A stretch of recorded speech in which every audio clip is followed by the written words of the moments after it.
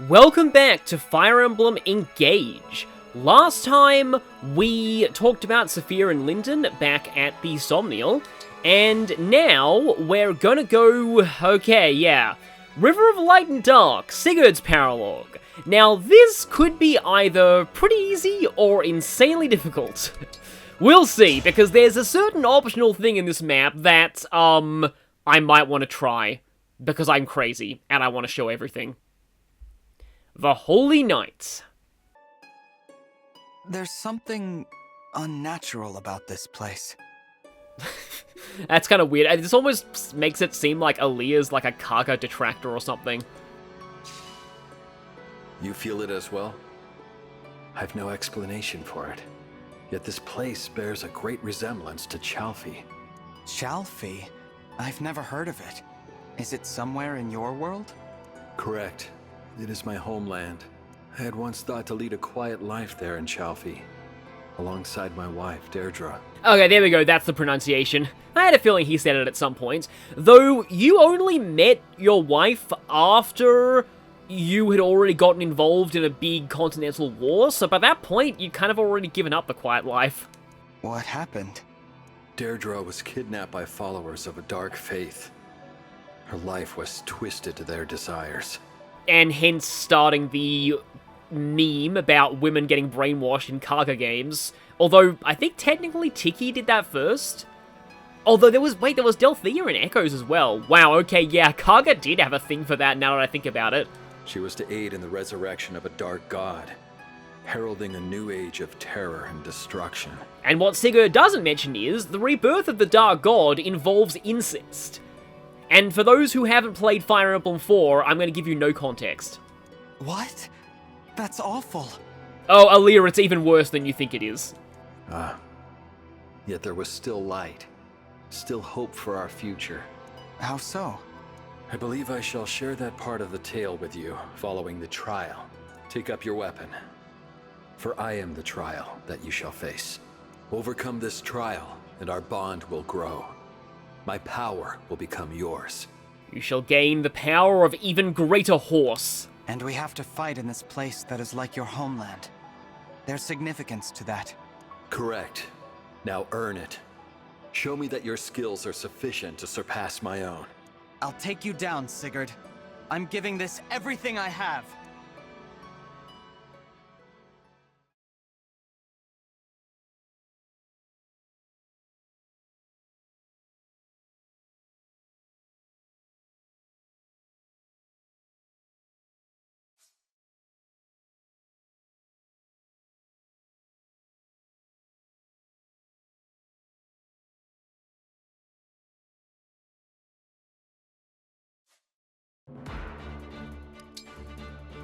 Okay, we do have a full 12. I was worried that we wouldn't for a second.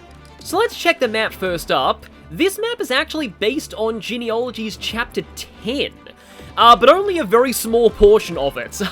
It's like kind of a quarter of that map. Yeah, this map's very big by Engage standards. It's not even the half of it compared to the original Genealogy map. And this right here is where Chalfie Castle was in the original game. And kind of just like Fire Emblem 4, the enemy types are very homogeneous, but we also have a Meteor Tome among the enemy. I believe this is the first time we're seeing that. It can only attack from, 3-7. Usually it has like 10 range, but adding in your movement, that's quite a lot of range covered by Meteor, and for that reason, I like to snipe this guy with Astra Storm where I can. Although there's actually a second Meteor here, so, there's a few to deal with. But also we have Sigurd himself. He has 3 health bars, he has Tearfing, he has a Brave Lance, and he's considered cavalry, and he is weak to, anti-cavalry weapons. He does have Momentum Plus, Canter Plus, and thanks to his unique, thanks to him essentially being engaged with himself, he has 13 movement. So that's a thing. That would be very helpful in Genealogy. His actual raw stats are not actually that high from the look of things. But we'll see where that gets us, because... Okay. First, weird thing about this map. This tile here, I believe, there's actually a hidden item if you have a unit weight there. Which is going to be problematic, because that's going to require me to either waste a Warp Staff or dedicate a Flyer's movement to going all the way up there. And I might need Ivy's Staff utility. Which means, sadly, Rip Lapis, which I probably shouldn't be Rip Lapis because I really want her to use Roy. Oh, wow, this actually kind of sucks thinking about it because both of my flyers are people I really want to use, but I really don't see me getting this item without the flyers. And speaking of other optional objectives, you know what, I suppose I should cover the rest of this first, because we've got some Fracture Staves. You'll really see just how dumb the AI is on Fracture enemies in this map. Wow, these warriors have a very gladiator-like helmet. I haven't really noticed that before. But there are a lot of enemies here who have staves. Yeah, the ones who have a red staff icon have like offensive staves, so in this case freeze. There are a few free staff enemies here. This guy here has Meteor Balongal, and he also has 2 health bars and is standing on, and he has cap defense too. I wonder if he's meant to be a stand-in for Arthas, but this was not the castle that Arthas was the boss of originally. Arthas was actually the boss guarding Shalfie. It was kind of a cool way of bringing things full circle, since Shalfie, you also, that was also your starting castle for the very first chapter in Fire Emblem 4. Also, we've got this bridge here. Unlike Fire Emblem 4, I don't think thieves can lower that. That was kind of a fun moment in Chapter 4 where you could either take a ridiculously long route through mountains, or you could just have Dew unlock the bridge if you knew he could do that, which many people didn't. Okay, that's just another Fracture Staff. But the real hilarious gimmick with this map, and I say hilarious very loosely, is we have Blishtar and Urius. And this guy here is a sage with 4 health bars, more than the actual boss, and capped everything in this Isn't Even Maddening mode. On normal, he doesn't have capped everything, but on every other difficulty, yes, he does. And then we have Blishtar, who has Thoron. She can't really counterattack at close range, though, but she has 3 health bars, capped defense, capped dexterity. Yeah, that is kind of insane. So, these two represent Julius and Ishtar from Chapter 10 of Genealogy. They would appear on the map and have a competition as to which of them could kill one of your units first. You could try and fight them, but it really wasn't advised. But I might actually try and do that here. Oh god, this is gonna suck so much. But okay then, we need to give somebody Roy and Micaiah, so Roy! Ready! with Roy, Lapis is gonna be pretty strong physically, though she's definitely a glass cannon. And then, yeah, I kind of wanted to give Micaiah to Ivy. Micaiah, I can do this. And okay, if I'm giving Micaiah to Ivy, technically Aaliyah could make decent use of Micaiah as well, since I've reclassed him to a staff user. Okay, I can do the super mega rewarp strat with Micaiah, but I can also do Micaiah freeze potentially. And there's the potential of AoE fracture. And Yunaka has Corrin now. I feel like Clan should maybe take that Corrin. Lady Corrin, I'll protect you. Because in general, I'm going to need stupid amounts of resistance to deal with, like 64 attack and 30 speed. Okay, who here has Headlong Rush? Because I think this map is a bit of a check for that, given there are so many free staves. Louis does, so let's take that, and you do too. Okay, let's go. The trial is thus. Find your way to me and claim victory. Oh no, a bridge! Oh no, a castle tile! If we're going to reach Sigurd, we'll need to cross that bridge. And if we can capture that fortress, we might be able to operate it.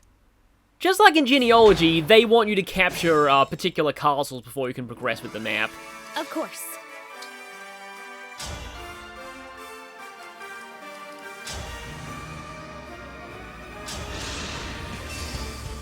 Also, I forgot how great this song is, wow. Of course she gets hit by an 8%. Well, I mean, I'll take that when her life doesn't depend on it. I'm ready. So, this song is based off of the final Holy War, the map theme for the final chapter in Genealogy. Both the map and the music are based on a point in the game where Sigurd is already dead. Yeah, they're based, like, quite late in the second generation. Off I go. But still, like, this song Whatever is like you a need. remix of the kind of main theme of genealogy, Your which is orders, also please. kind of Sigurd's theme, so it does fit. All right. Awaiting orders. The choice is yours. Yeah, I'm like, I suppose I can send Louis a little bit... actually, wait, no. He does not want to be around those mages, especially the ones that use, like, long-range tomes. Yeah, there are a decent number of mages here. That's El Thunder, that's not like Meteor, but... Yeah, Louis is not in a particularly great place right now, although... Could lure that guy in. I do clearly remember that on Maddening mode, so a lot of the enemies here have, I think some of them even have Triangle Adept. I'm prepared. Triangle Adept is kind of an interesting ability in the way that it works, because it originated in Heroes, except in Engage, it's a maddening enemy-exclusive skill, and what it does is that if you have Weapon Triangle Advantage, you always double attack, and the enemy can't double attack. But if you have Weapon Triangle Disadvantage, then the enemy will always double attack you. Which, like I said, is sort of interesting just simply for the fact that on Maddening it can be quite hard to double enemies, so like you often appreciate them having Triangle Adept because it makes them easier to double. It's kind of funny that way. Did I equip a range? Yes, I did equip a ranged weapon. Good. It'd be so funny if you 1% crit me. No, you did not. Okay. Yeah, I really wish the original map theme continued here because, like, yeah. Did Genealogy even have enemy phase? Oh, it definitely did, because I remember the enemy phase theme from the Silesia chapters, or Silesia.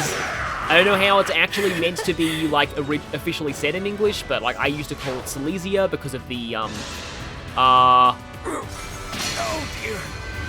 What? I didn't think that enemies with freeze staves could get dumber, but, like... I guess you just really wanted that hero to not get countered, but, I mean, it already counted, like, one thing. Okay, yeah, there we go, nice one, Headlong Rush.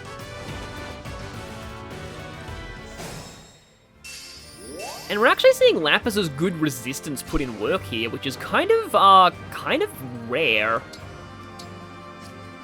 In fact, I'm pretty sure she didn't have this much resistance when I'm in my first playthrough. Unfortunately, I can't exactly lure that Thunder Sage because he has 3 range. It's not like he has a 3-range Javelin. I won't let this go to my head. I like how Roy just sort of warps in and just slashes that guy. Okay, I can kind of zip around here, I guess. Because I do not want to be in meteor range of the boss. Thankfully, the boss doesn't... Well, not a boss. It's more of a mini-boss than anything. But at the very least, yeah, that... Whatever it is, it's, don't want to be in... it doesn't move. Speaking of genealogy, I love how Yunaka has literally said Tears of a Void when she's in woods. That's just so cool. Because, yeah, for those who don't know, genealogy has some quite funny elements, like the fact that its legendary weapons give you stupid amounts of stat bonuses. So, like, for example, Ced is a character in genealogy who, his canonical father passes down the legendary Wind Tome for Cedi, which gives skill plus 10, dexterity in this game, and speed plus 20. So he has, like, 50 speed at max level, and also the speed that he inherits from his parents is, like, generally speaking, it's so high, like, it tends to be so massively high that, wow, I actually have better evasion with the Great Lance. Honestly, kind of cool. But yeah, it can be so high that it wraps around to being negative, and then it overflows to being really low. You have my respect. And by really low, I mean, like, he gets, like, 17 speed still, even with it, because I think it overflows to something like over 100, which is ridiculous. Yeah, the way stat inheritance works in genealogy is not exactly like the way that it works in Awakening and Fates. It's a little... Really? Okay. Well, I feel like... No, wait, what am I saying? I can actually do this, and then... Do you still have... Yes, you still have Canter. So yeah, I can just... Man, still only had 1 use. Ooh, nice. I'm not even sure why I even needed to heal Tamara, but okay then. Yeah, Aaliyah's raw speed doesn't look that great, but with Lucina, it actually goes up to be quite high. Yeah, see, at the moment it kind of feels like my army is just charging in and demolishing everything. Allow me. That may change. All mine! Because my general plan is, like, I'm actually quite over-leveled for this, but I want to clear out as many of these enemies as possible, and then I probably will do something I usually don't do and make a mid-map save. Because I might need to, if I am to... by the way, no, that's a terrible idea. Oh no, there is a hero down there, so I do not want to send Jean in. Yeah, weirdly, this is probably a situation where Tamara might be able to shine. Because she's got kinda solid resistance and defense. And also okay evade. Oh, well, that means that she gets thundered. Weirdly, only 2 things can attack her from here, though. So let's see. That's still a pretty solid hit rate on you, even when I'm in the woods. And I weirdly feel like this actually has a better chance of killing you, because I need to hit both of my attacks with Fenzilier at like a 70% rate. Okay, who's next? Hopefully not you. I may need to use a physics staff here. Okay, yeah, she's not been gaining strength. That's pretty typical. For like level 10 promoted, her stats are looking pretty low, but that's sort of to be expected from Tamara. She was sort of my, like, I don't know, just bias pick, really. And you don't even have any healing staffs. Okay, you have like a 1-use physic. I almost wonder if I need that. Oh no, alternatively, I can actually use the convoy because of Aaliyah. Am I just going to put Fracture right back in the convoy? I might. Let's see. Oh no, I've got quite a few physics staffs left. I've said this before, I worry that I'm being a little bit too cavalier with my use of physics staffs. I don't even know if I'm using that term correctly. But we'll see. That's hero. Can anything magical reach that space, though? It doesn't look like it. So maybe I can actually have Louis go in there. Of course, he's probably going to get fractured. Oh yeah, I did want to try using Night and Day. Let's see, actually. Do that, and then... Because yeah, if you do that, you don't actually, oh hey, it even says Louis and Ephraim. It doesn't actually consume your turn. I was totally wrong about that earlier. Amber hasn't even fought anything yet this chapter. That'll definitely change, though. Okay. She got broken anyway. Still... You didn't even attack her. You know, let me guess. Let me guess. You broke Tamara because you were going to attack... Oh, no, you went for a Lapis, okay. I was worried. Well, not worried. Well, worried. I say worried because I'm worried for the AI's mental stability right now. If it just... No. Yeah. You broke Tamara and then literally nothing attacked her. What even is the AI on breaks, like, on the fracture stuff? I don't even know. It's a riddle wrapped in an enigma, as I've said. What are they even trying to do? Because I was thinking that they would have just attacked Tamara with the L Thunder, which wouldn't have been counterable anyway, but no. Instead, they're like, oh no, actually, I'm gonna break Tamara, and then not even attack her at all. What do break stuff? Oh, that was a straight-up one-shot. Nice. Yeah, I wasn't even paying attention to that. Okay, so somebody else is going to need to pick up where Tamara failed back there. But okay.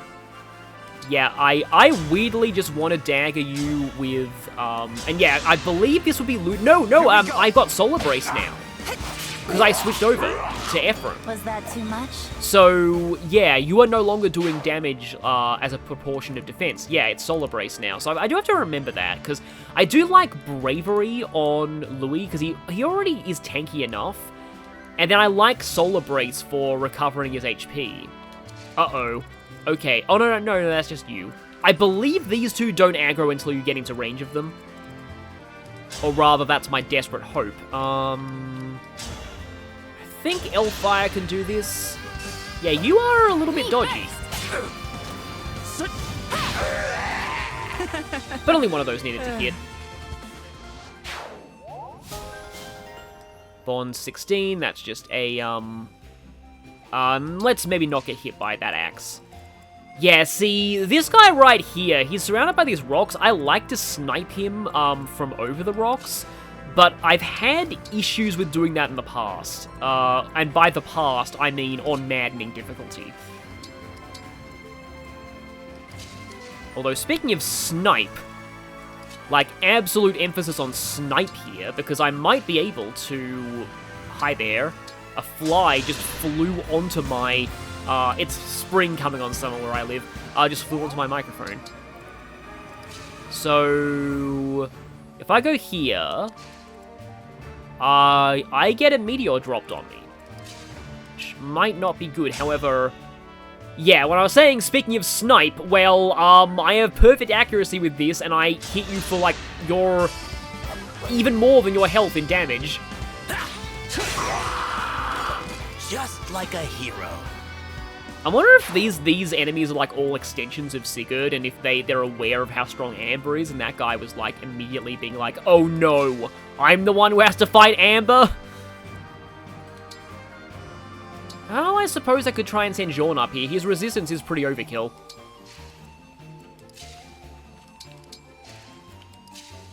And let's not have Louis get attacked by magic. That will not be a good day for anybody.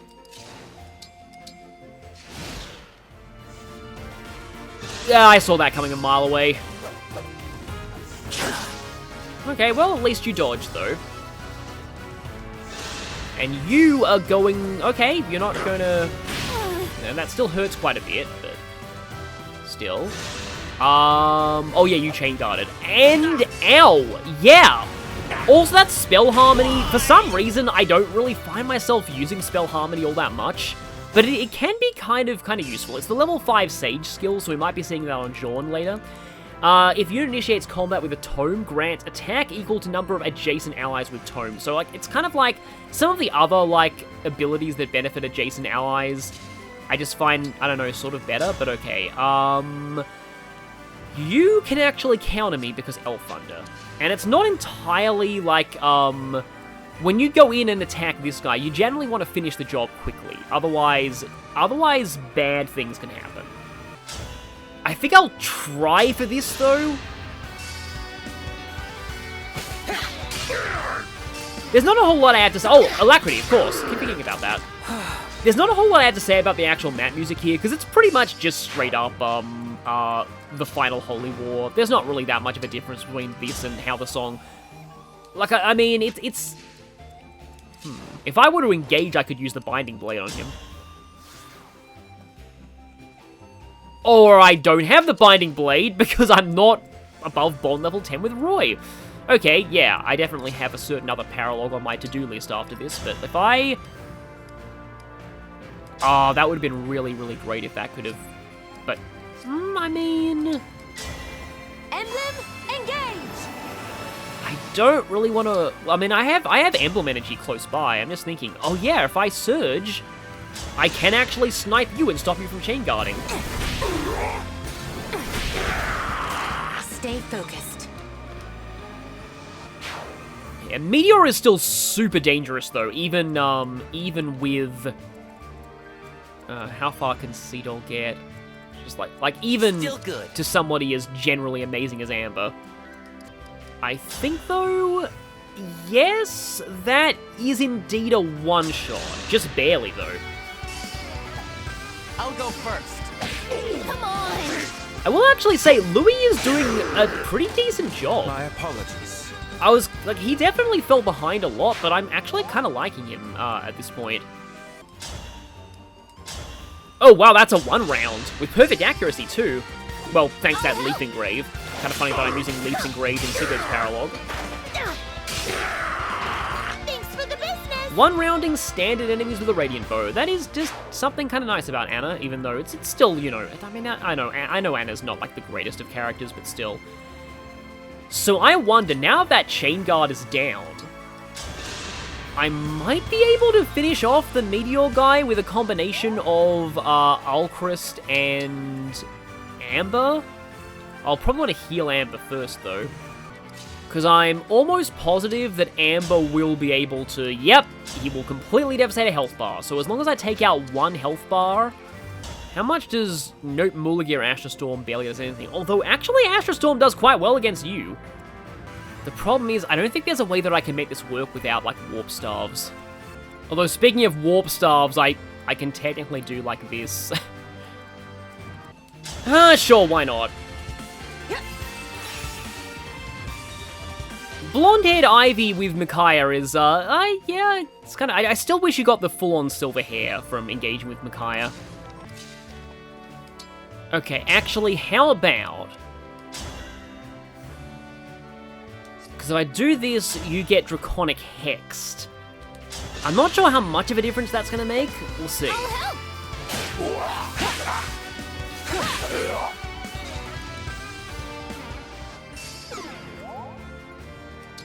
And then you can jump down there, which means Draconic Hex, and then... I don't even need to engage. Nice, okay, there we go. Draconic Hex was the key. And of course I get Loon when I don't need it. Because with that, Amber should be able to rush in and finish off the final health bar. Although first, let's just have you pull a regular old heal staff out of the convoy. And, is now time... You know what? Now may actually be time for Fortify. Let's go for that. I always find whenever I use Fortify with Hortensia, I never activate World Tree. I was about to call it Yggdrasil, but I mean, that's basically what it is. Wouldn't miss it. In fact, that actually fits because the name of Genealogy's world is based off of Yggdrasil, which is why I'm not even sure how it's meant to be, like, pronounced. I know that in Japanese it's Yogodraru, and wow, I one-shot you even without the Great Axe. Or a crit, but I got a crit anyway. That's thanks to momentum, but still. I won? I won! But, like, whether it's meant to be, like, Yggdrasil? The Fortress General's dead. The bridge is ours. Let's rest here for a minute, Divine Dragon. Some people think that's a reference to the fact that you, can, like, actually rest inside castles in Genealogy. Like, Genealogy is a very experimental game, for better or worse. It's like, it used to be considered, like, bar none, the best of the Japan-only games, but, it's definitely had a lot less of a rosy reception as time went on. Now, do we actually have to actively... I think you actually have to stand on top of the castle before Sigurd gets aggroed. Speaking of Sigurd getting aggroed, so in this chapter, I actually really like to just Astra Storm Lure Sigurd. Okay, now, question is, can I get to stabbing range of you without luring in Urius? No, the bridge does go down, okay. Also, I love this. So if you've played Genealogy, speaking of it being an experimental game for better or worse, you'll probably be fully familiar with things like this happening all the time. Like, you'll seize a castle, and then a small army's worth of reinforcements will appear. And I forgot that happened right after you kill this guy, which means that my chances of actually taking out Uria and Urius are going to be very, very, very low at the moment. You know, to be honest, it might actually be best to just do a clean run of this chapter, and then just do, like, a separate run just for those two, because they're only worth 1,000 gold each. It's not really worth it to just fight them in a normal run of the chapter. You're really not meant to. They're just there as kind of a joke to Julius and Ishtar, more than anything else. Because, like, yeah, this is why I like to Astra Storm provoke Sigurd, because, like, there's no way, like, fighting your way through all of these guys to get to Sigurd is practical. It's just gonna take way too long. But on that note... Oh, this is gonna potentially be really bad. So I think, yes, I am gonna make a mid-battle save here, which I don't usually do. And I'm gonna see what happens if I try and Astra Storm provoke Urius. Although, how close is Aaliyah? I don't think I've ever really used the short knife. I think it's like the knife equivalent of a, I was about to say bronze weapon? The slim weapons, that's it. Bronze weapons in, like, Fates and Radiant Dawn are basically just slim weapons. So, okay. Can Alcrus Astra Storm from here? He probably can, honestly. Oh yeah, I needed to go for the secret thing too. Apparently, even with Divinely Inspiring, maybe Divinely Inspiring doesn't work on Astra Storm. I wouldn't be surprised if they did that, because it might be a little ridiculous with +4 damage on all 5 of these hits. If I got some Lunas, though, this might remove a health bar. Okay, some Lunas, but not enough Lunas. Still leveled up, though. And now, I just realized Me, right? I'm mighty. Oh, I don't want to have to use a warp staff to do this, do I? I have 2 more turns left on Micaiah. I probably will need Micaiah. I do really want to try and get that goddess icon secret. Actually, just a question. What happens if you try and use an AoE warp and then attempt to warp somebody who can't go to the ocean onto the ocean? Does it only warp the flyer? Huh. I'm going to use a time crystal just to test this theory. So yeah, what does this actually do? Does it only warp the flyer? Or do the other 2 go in the ocean and just get stuck? Oh, they go to the closest available space. That's actually pretty nice. It's, yeah, a bit of a waste of a warp staff, but still, it's kind of cool knowing that. Okay, you're both just Elfire.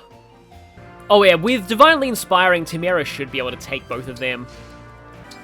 This could be really bad. We'll see. Okay, yeah, Sigurd is moving, and because he moved so far ahead of that gigantic army he just summoned, generally speaking, like, you don't even need to, like, lure him, so I was kind of wrong about talking about, like, Astra Storm luring, because he gets to you pretty fast. Okay. Timera won't even need to take both of them if he doesn't. Okay, well, she's Sandstorm. That was fun. You know, I'm actually kind of glad that, there's a possibility that she could have suffered death by awesomeness there if she was taking any more damage from these guys, because, like, it would have been a case where Sandstorm would have been really bad. That's how a princess does it. Yes, that is how a princess does it, sandstorming twice when it actually matters. Yep, they're coming! They coming! Can I actually do this? We shall see. We shall very much see. Also, look at Sigurd's range. Yep, that's pretty big. Yeah, the rest of his army isn't even aggroed.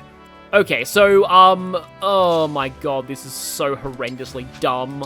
I don't even know why I'm trying to do this, but if I suppose I can freeze them in place and then, have people pelt them from long range. That might be an option. Let's do this. This will also Draconic Hex them both.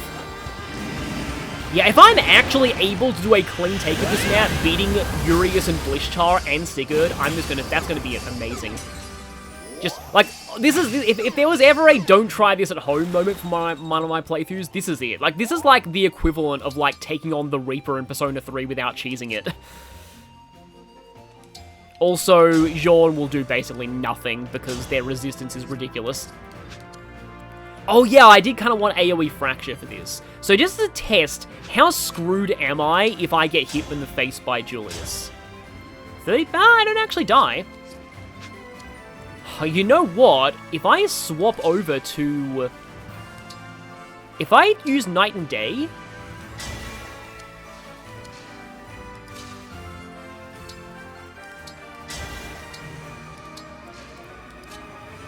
Yeah, I actually do take out a health bar now, thanks to the, oh wow, but I just barely don't die in return, because I no longer have, the healing. Oh, but I do have Goddess Dance. That's something else I probably need to potentially be aware of. Let's try this.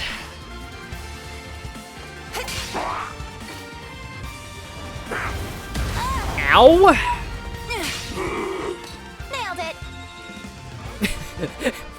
Nailed it! I'm barely hanging on to a shred of life. But nailed it. And that's a terrible idea. Killer Axe. Oh, actually, no, Killer Axe takes out one of your health bars. If I can maybe heal Yunaka, there's a chance that I could actually take down, not Julius. That settles it. Okay, that was due to momentum, though, that I took out a health bar. So, okay. He's down to his last health bar. And then, meanwhile, I do have Ivy on standby. And I also have Seedol, so if somebody else wants to run in there... Temera could actually... I think Temera can get into melee with Blishtar if I do that. Of course, it would probably be better to use Alcrus because he's got Alacrity. In fact, I Alacrity Julius. Maybe that's an option. Another option is actually using my Goddess Dance to have people run away, which is kind of silly, but it may be necessary here. But yeah, I'm pretty sure that I actually have Alacrity on you. I do, which means that... And Alacrity kills you. Nice. Don't even need the chain attack here. And I got Luna Good Measure. Playtime's over. I'm going home. Until no one can beat me. That was Hubert's, I've been defeated but I can't fall here before it was cool. That's what Julius says if you defeat him, when you're not supposed to. Yeah, I've never, in any of my Fire Emblem 4 playthroughs, I've never actually beaten Julius in this map. You're really not meant to do so. Like, in fact, I don't even think you're supposed to beat Ishtar. Like, every guide that I read of Genealogy said to beat Ishtar, because that makes them both retreat, and it's easier than beating Julius. But, again, I don't think it's actually necessary. Like, I don't know what you're supposed to do, though, if you don't beat Ishtar. Are you meant to let them kill someone? Because that's how it works. They go away if you beat one of them, or if they kill someone. If only I had, like, one more damage. Huh, I actually don't guarantee to take out a health bar. I mean, honestly, like, what am I saying here? Like, the optimal plan here is to, like, really, I'm fighting these two. Optimal plans are the best I have here. My legend starts now. Take out that first... Oh, wait, no, you have more health bars than that. Okay, well, that was actually not as, right. I'm actually a little scared now, because I'm like, okay, there's that. Someone needs to take out the next health bar, and then I can blast down the final health bar with Louis' Engage attack. Emblem, engage. Yes, I can Twin Strike also with this, and yeah, that definitely blasts down your health bar. If this is war, so be it. Yes, this is certainly war. This is certainly the most warriest war you've ever encountered, fighting these two mages with practically capped stats. Oh, just barely off. Okay, and now... Oh yeah, that combined with... Unless I get crit. That combined with Yunaka should end this. Thanks a lot. That was not enough health to save her, was it? Just a scratch. No, it was not. I'm so worried about getting crit here. Oh, wait a minute. Yato gives me critical evade. Wow, Yato's dodge plus 10 actually being useful for once. I'm sure Ishtar takes great offense at being replaced by somebody who can only speak in yeah. Please be experienced. Thank you. Wow, Clan's actually almost capped out his level as a Mage Knight. And now, finally, farewell, Blishtar. I'll go. And Killsteel. You don't mess around. No, Yunaka, you've known Amber enough at this point to know that he definitely does not mess around. And I guess I can't say no to more defense, but don't really like that speed issue. Oh, hey, that was experience too. And now, we need to deal with Sigurd. Oh yeah, and we also need to make sure we get the goddess icon. I need to stall this out like a little longer, but I should be able to get the goddess icon. It'd be kind of fun if Temera was able to beat Sigurd, but yeah, he can override, so watch out for that. Yeah, just use your... Nope, not warp. Your basic old heal staff. Ooh, nice. Did use up 2 warp uses for kind of no gain here, but I cannot believe I actually beat those 2. Oh yeah, Meteor's also a thing. Okay, some of you are trying to target... Okay, Sigurd isn't moving in just yet.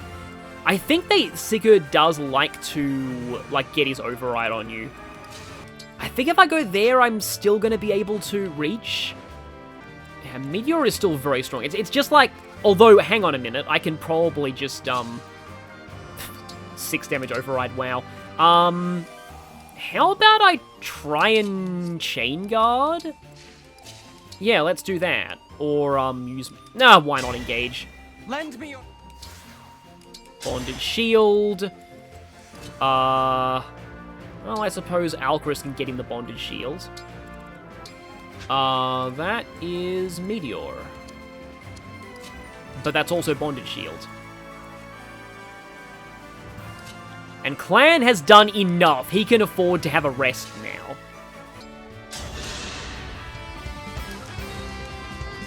So right now, my main concern is making sure I get the goddess icon. So are you gonna... Yeah, here he is, here he is! On what do you stake your life? Tell me, how do you imagine the world once your war ends? I wish for a peaceful world. For myself, my friends, everyone. A world that we will build for ourselves, where no one will be hurt by the greed of others. It requires power to turn a dream into reality. Show me you have what it takes. Well, we just beat your strongest fabrications, like literally the strongest fabrications in all of Helios, so I guess, yeah, we definitely have what it takes. I'll be very concerned if we don't have what it takes. Also get behind me, which activated twice. Okay, they're not attacking yet. I'm a little worried that somebody's gonna drop a meteor on me. Hi there! Okay, meteor. That's bonded shield. Thank you. Yeah, Spell Harmony actually works wonders with these guys because they're surrounded by so many other mages. That's generally what happens in Genealogy. You, block and attack 20 times. You have, like, you deal with enemies in themed groups like that. Okay, so I think it's this tile right here. Yeah, there we go. I only know about that thanks to triangle attack, but that right there is actually a reference to, I probably shouldn't say what that's a reference to because it's definitely the spoiler, but okay. Sigurd basically, like, the game already spoils what happens to Sigurd at some point. I'll just say that if you have Seliph move on to that Sigurd's son, move on to that tile in Genealogy, then he meets the ghosts of his parents. So that's what that's a reference to. And I think he gets a stat bonus as well. Like, I don't think there were, like, stat-boosting items in Genealogy, but there were, like, events that gave stat bonuses, and that was one of them. It was a really sweet event, too, because you get to hear this really nice remix of Sigurd's theme as well. It's a really good moment, overall. In fact, I believe, like, the ghost of Sigurd from that event got its own card in the trading card game in Cypher. Which is cool. Okay, so I did that just to debuff and freeze him. I'm really not concerned about, like, beating Sigurd right now. It should be pretty simple to do so. So let's see who can get the glory.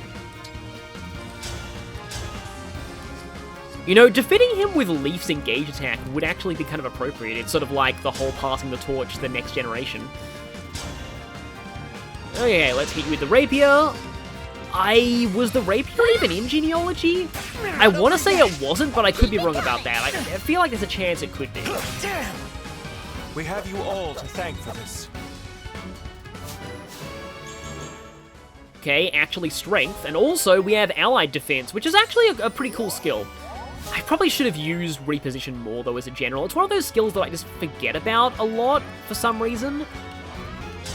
Yeah, you know what? Let's just get a few cheap kills before we go, because I can definitely take down Sigurd this turn. Now, which one of you punks dropped a meteor on Anna? That would be punk number 3 on that bridge, which means I can longbow one-shot you, because Amber. I won? It's cool to actually see the bridge, though. And I think I have all the gold. It's just such a nice coming full circle moment in the original Genealogy that you get to this chapter and, like, the castle that you have to cap, the final castle in chapter 10, is Shalfie. And then because of that fact, it means that for the final chapter, your home base is Shalfie again, just like it was in the prologue.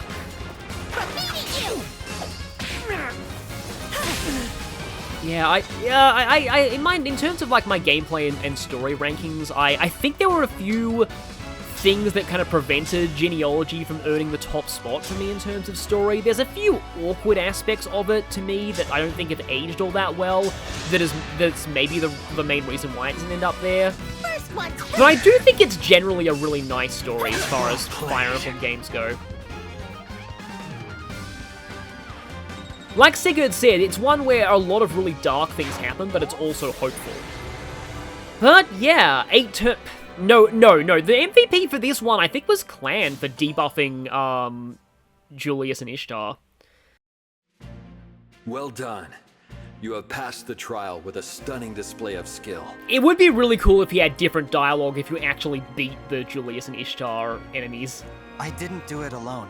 All of us claimed this victory together. And I totally agree. Like, if it wasn't for us working together, we definitely couldn't have taken those two down. Correct. Friends, allies, family, anyone with whom you forge bonds will give you strength. Genealogy does have quite a lot of, a variety of different kinds of bonds, like friends, enemies, family, romance. Now, the moment of truth. Do you wish to avenge the death of your mother, Lumera? I, as a Fire Emblem parent who actually did die, knows this feeling all too well. When I lost her, I was sad and angry. I thought I could never forgive the one who took her life. But you asked me if I'd want revenge. And I don't know anymore. Oh, but actually now I just realized, like joking aside, the reason why he's giving this talk to Aaliyah is this is exactly the talk that Sigurd's ghost gives to Seliph if you visit that tile. I lost many friends, even family, in battle. And yet I find I bear no grudges. I know well the meaning of grief. As well, I know there is no single truth. Yeah, he said this to Seliph as well, I think, in that conversation. I entrusted this knowledge to my son, Seliph. I hoped that it might guide his future. Your son? You and Deirdre's, you mean? Indeed. Now listen well. You carry a proud and noble conviction in your heart. Knowing grief, justice, and truth are subjective, are you still able to fight with conviction? Of course. This war will end, and then I will see to it that the world remains at peace. I like that the focus of, like, Sigurd's mentoring for Aaliyah isn't so much how he'll win the war, but what he'll do afterwards. A perfect answer, my friend. And the one I was hoping to hear. And it actually fits a lot because Sigurd's main flaw in the first generation of Genealogy was that he went to war without considering the consequences, and let's just say it backfired on him really badly. So this is kind of like a post-character development Sigurd. So, until the fighting is done and gone, I shall be by your side, watching over you. And for that, Sigurd unlocks even greater power.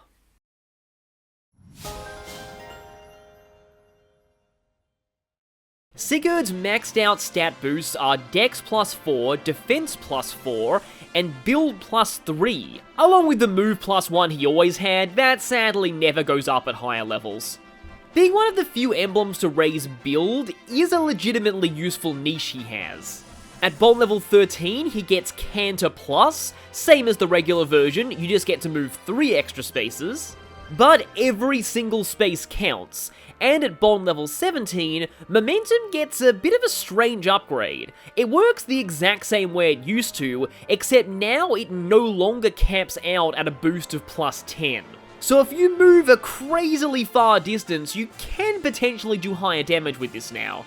His Bond 15 weapon is Tearfing, which is reasonably strong, but doesn't have any effectiveness bonus or 1 to 2 range. It does give +5 resistance, which can make his user a mage killer, but it's no +10 skill, +10 speed, and +20 resistance. Yes, that's actually how it worked in the original Genealogy. It also had 30 might, but skill inheritance, yeah. The higher versions of Hit Plus can be useful for characters with accuracy issues, especially on highly forged smash weapons. They're not that expensive compared to the other stat raisers. What is expensive is lance power. If you can afford this, all the more power to you, but it's not likely without using the well a ton. But if you can spare 2000 SP, it's a pretty small price to pay for Canter Plus. Simple yet effective skill inheritance overall. Play for 48 hours, okay.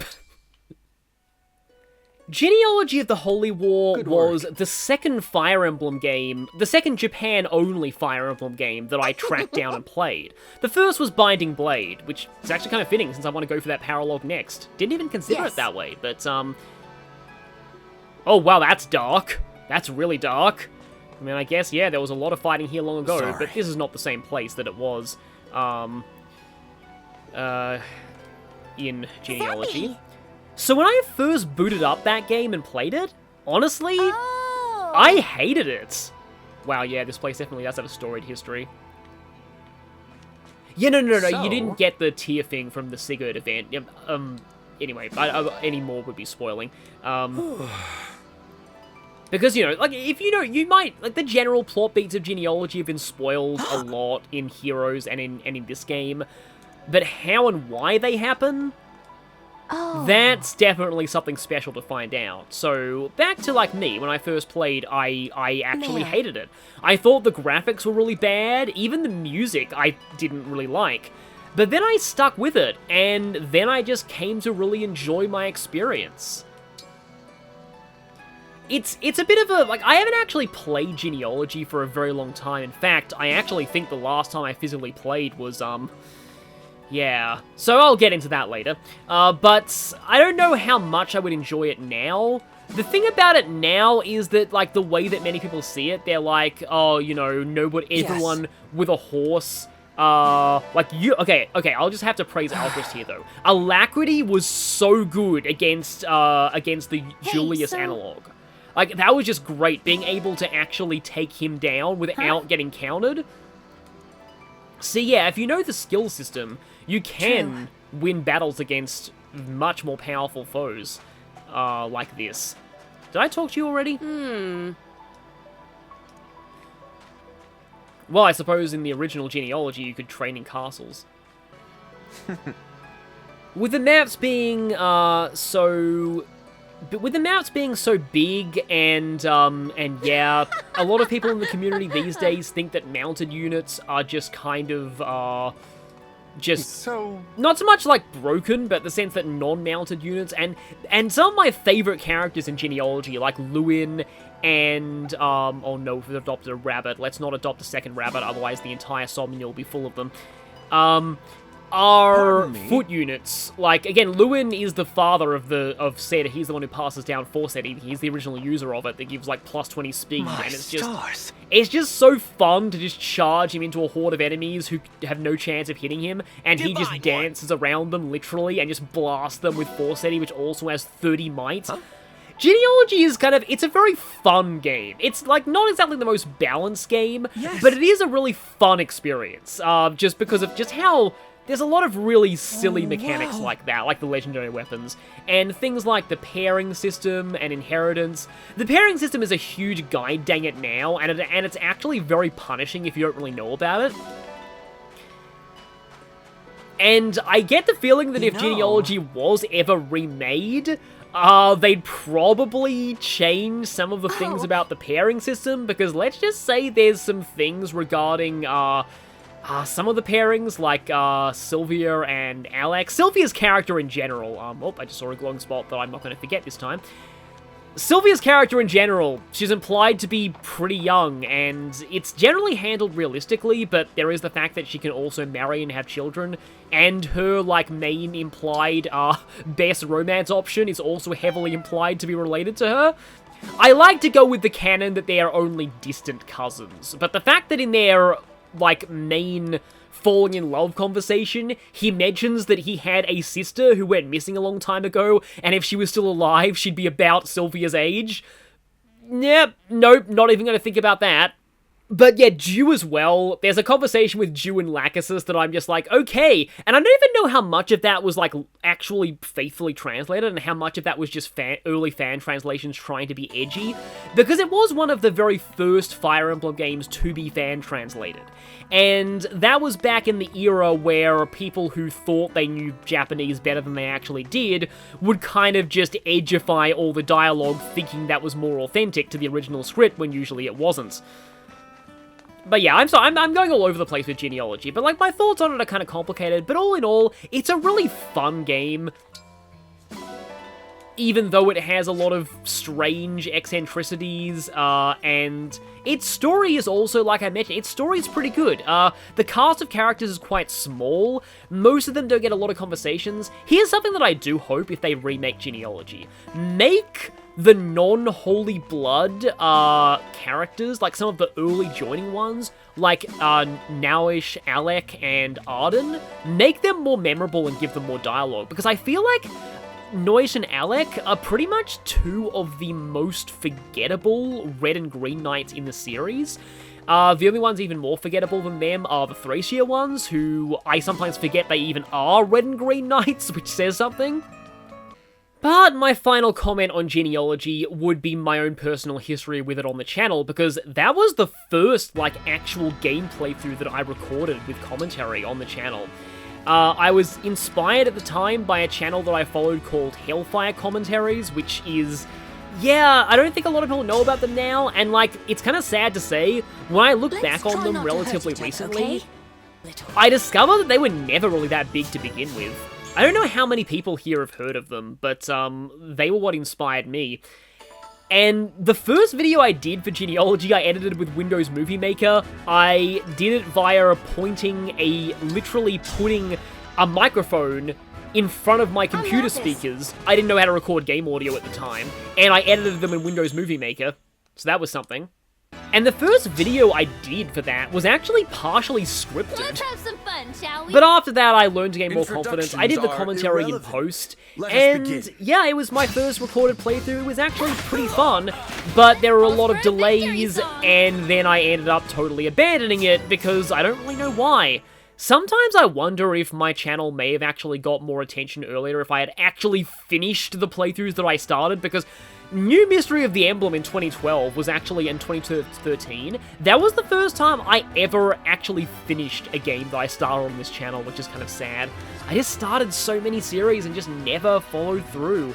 But it was a combination of university getting in the way, and I lost the computer that I had the files for Genealogy on. And the only reason I haven't gone back to Genealogy and done a redo is I'm wondering if it might get a remake soon.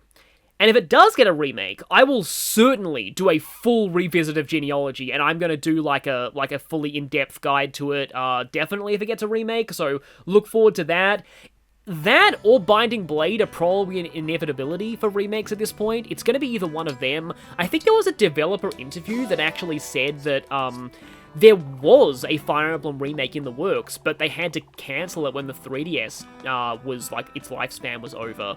And we don't know if that's been moved to Switch or if it's still being worked on, but it could be, and it's probably either Genealogy or Binding Blade, and I'd be okay with either of them.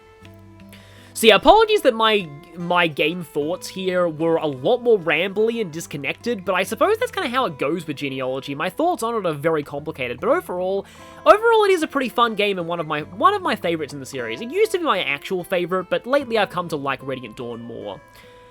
And so, I will see you all next time for, as I said, the paralogue of the other Japan-only game that I played for the first time.